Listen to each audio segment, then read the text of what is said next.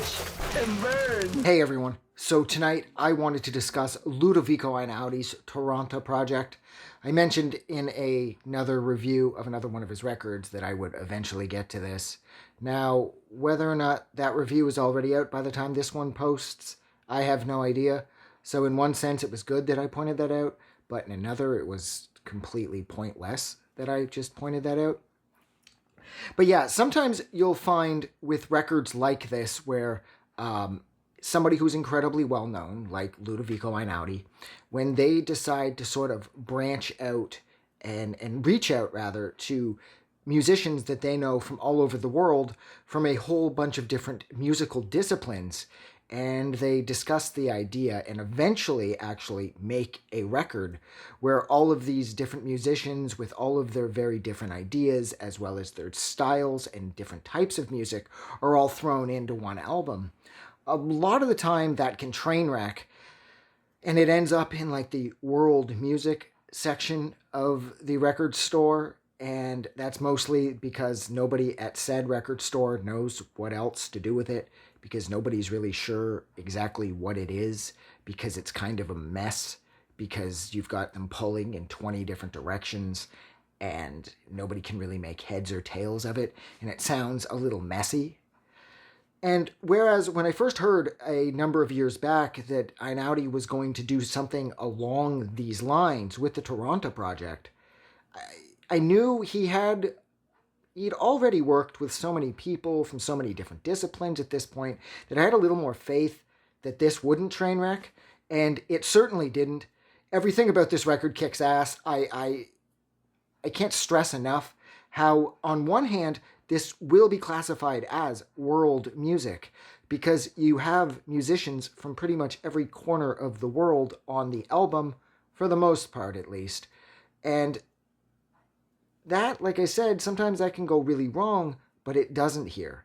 It just makes the songs stronger and bigger, and they seem to have even more character, and they have even more to say.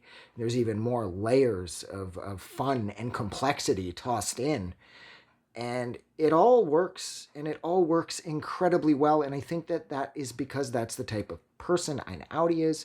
He seems to A, be like a lot of fun, and B, he seems to bring out the best in the people that he works with, because I'm thinking, at least the little bit that I've learned over the years and the interviews that I've watched, he seems like a really good person. So he most likely attracts other good people who are also just as musically inclined as he is, and it works. I don't know, there's no better way to put it. This record is great. He takes...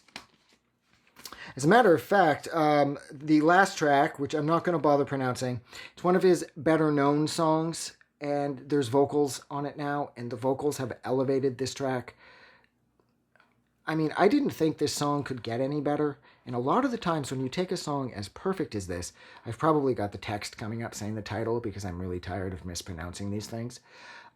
You add vocals to them, you're either going to knock it out of the park, which happens here, or, again, you're going to train wreck it, and you're going to knock back an awesome song into a mediocre song territory because, some things are better off just left alone.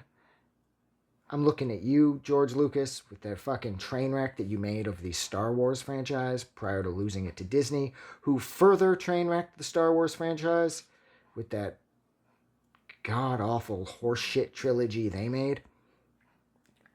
But, yeah, I'm not going to bother pronouncing these names, but my favorite tracks are track 2, track 4, track 8, and track 12. 2, 4, 8. Well, they're all even numbers. Fuck. That's awesome. That just occurred. Yeah, 2. Yeah, they're almost right after each other, too. I was only missing 6. Anyways, everything about this was great. I love the design of the record. I love the cover art. I love how the record is set up. You get dual booklets. And I love the design of the inside. I love how symmetrically sound it is. I love how this album has been produced.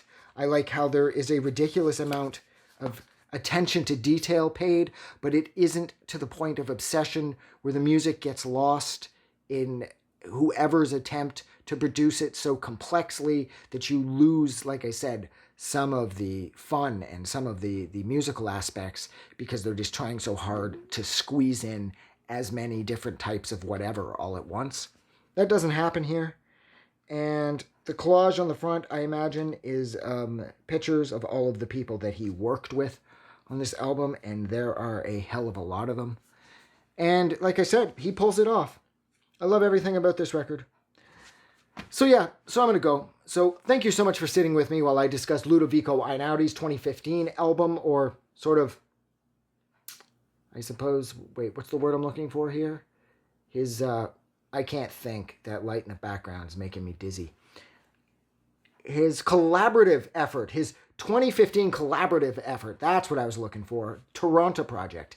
If you liked this review, don't forget to do something nice for somebody.